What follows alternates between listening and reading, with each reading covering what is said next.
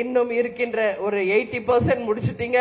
ஒரு 20% பூத் கமிட்டிகளையும் 100% முடிச்சு தலைமை அலுவலகத்திலே அந்த ஃபைலை நீங்க கொண்டு வந்து ஒப்படைக்க வேண்டும் என்று உங்க எல்லாரையும் பார்த்து நான் கேட்டுக்கிறேன். ஒப்படைப்பீங்களா? உறுதியாக வெகு விரைவில் அந்த பணியை நீங்கள் செய்யும் பொழுதுதான் நீங்கள் தான் நாளைய கவுன்சிலர்கள் என்பதை நீங்க இப்பயே டிசைட் பண்ணி வச்சுக்கோங்க. சரிங்களா? அதனால நீங்க யாரும் கவலைப்பட வேணாம். என்னடா அண்ணி இன்னும் கூட்டணியை பத்தியே சொல்லவே மாட்டேங்கிறாங்களே அப்படின்னு பூரா பேரு நினைச்சுக்கிட்டே இருக்கீங்க இல்லையா? எல்லாருடைய எதிர்பார்ப்பு அதுதானே. எப்போ எப்போ அறிவிக்கிறீங்க, தேர்தல் தேதி அறிவிக்க போறாங்களே அப்படின்னு. அப்பதான் நான் சொன்னேன், எங்க கட்சிப்பா, நாங்களே கூலா இருக்கோம், பி கூல் நோ டென்ஷன் அப்படின்னு நான் சொன்னேன்.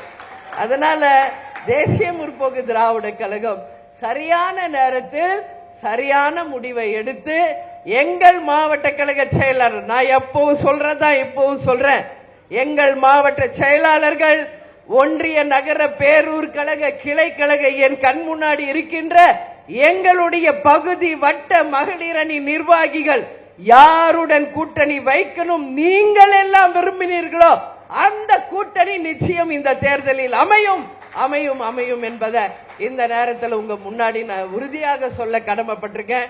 அந்த அறிவிப்பு வரும் பொழுது உண்மையிலே நீங்க எல்லாரும் மிகப்பெரிய சந்தோஷத்துல, மிகப்பெரிய ஒரு கொண்டாட்டத்துல நீங்க இருப்பீங்க. சரியான ஒரு டிசிஷன் அண்ணி எடுத்திருக்காங்க, கரெக்ட் டைம் அதை அறிவிச்சிருக்காங்க என்று நீங்க எல்லாருமே மிகப்பெரிய ஒரு சந்தோஷமான ஒரு செய்தி வரக்கூடியதாக தான் அந்த அறிவிப்பு இருக்கும் என்பதை மட்டும் இப்ப உங்க முன்னாடி சொல்றேன். ஓகேவா? ரெடியா?